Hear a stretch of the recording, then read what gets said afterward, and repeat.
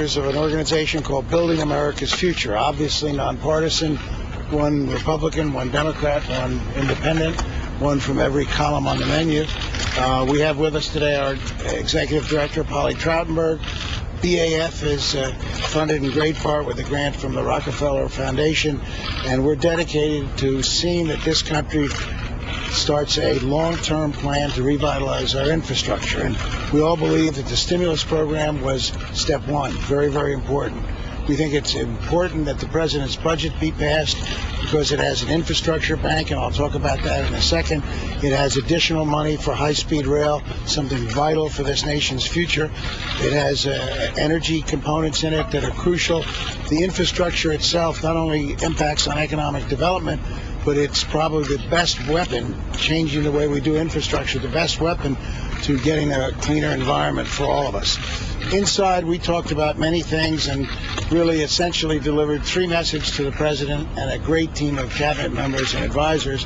One, that we wanted the White House to take control of this issue, and the president had to step forward and take leadership of this issue and tell the Congress what transformational aspects of infrastructure had to be encompassed in the next iteration of ICE-T.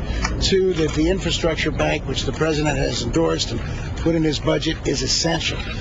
There was a poll that BAF took that showed the American people were overwhelmingly willing to pay 1% more in their federal taxes if they could get infrastructure revitalized, but only if it was done in an accountable way and not through the normal political process. The infrastructure bank, we believe strongly, is the answer to that. And thirdly, we said to the president that what he has done is a good start, but we have to find a way, using every funding aspect that's out there, every funding proposal, to fund the infrastructure bank at a much greater level than even the $25 billion that the president has suggested. You all know the American Society of Civil Engineers says we have a $2.2 trillion infrastructure debt, meaning in the next 5 years we'd have to spend that just to properly maintain what we have.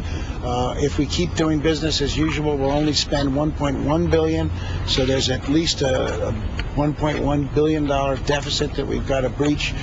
We suggested a number of funding alternatives, including private-public partnerships, incentives for institutional and individual citizens to invest in the infrastructure bank, a whole array of things.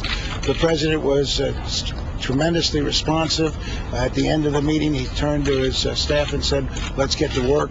We are enormously encouraged by his response, and we thought it was a great meeting. Governor Schwarzenegger. Well, thank you very much. Thank you all for being here.